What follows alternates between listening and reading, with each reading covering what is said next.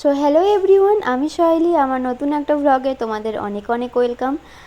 এখন দেখো, এখন বাজছে মোটামুটি ওই 11:30-12টার মতো। আর এখন আমি রান্না তো হয়ে গেছে মোটামুটি। তারপর স্নান টান করে এখন আমি এই শাকটা ভাজবো। ওই জন্য শাকটা আমি পরিষ্কার করে নিচ্ছি।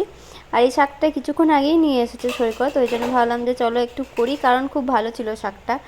তো এই শাকটা ভাজবো। আর এই শাকটা সবাই খেতে খুব ভালোবাসি, সঙ্গে মামাও খেতে খুব ভালোবাসে এই লাল শাকটা। তো দেখো এখন আমি কেটে নিচ্ছি। আর শাকটা আমার এভাবে চাকুতে কাটতেই সুবিধে হয়, তো আমি সেই জন্য এভাবেই কাটছি। আর কালকে যেহেতু চিকেন করেছিলাম, তো কালকে চিকেনটা আছে জানো তো, তো বেশি কিছু আর করতে হয়নি আজকে। মানে সকাল থেকে বাড়ির অন্যান্য কাজগুলো হয়েছে বলতে পারো। তো তোমাদের কার পুজোর কি হলো? আমাদের এখনও শুরু হয়নি। আজকে যাওয়ার কথা আছে বিকালে, তো দেখা যাক কী হয়। মাম্মার হয়েছে অবশ্যই। তো পাশ থেকে কিছু আওয়াজ আসতে পারে, কারণ মাম্মা এখনও খেলছে। তো এদিকে দেখো আমি শাকটাও বসিয়ে নিচ্ছি।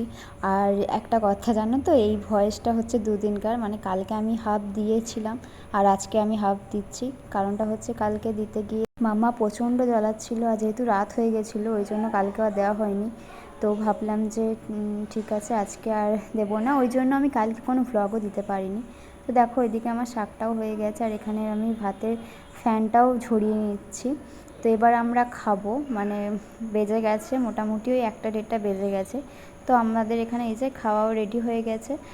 এবার আমরা খেয়ে নেবো। আর এটা হচ্ছে বিকালের ভ্লগ, মানে বিকালে শ্যুট করেছিলাম। তো তারপর থেকে আর কিছু করা হয়নি। বিকালে এখন এই যে চা বানাচ্ছি, দুধ চা হবে। ভেবেছিলাম প্রথমে ওকে একাই দেবো, মানে সৈকতকে একাই দেবো, তারপরে একটু বেশিই হয়ে গেছিলো, ওই জন্য আমিই খেলাম।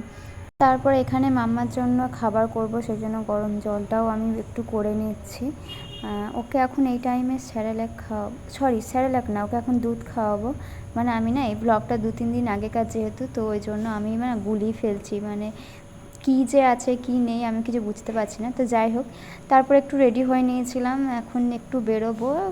এখন বেরোবো বলতে পুজোর শপিং। তো প্রথমেই একটু ফুচকা খেয়ে নিলাম, তারপরে গিয়েছিলাম ভেতরে। আর ভেতরে গিয়ে কোনো রকম ভ্লগ করা হয়নি।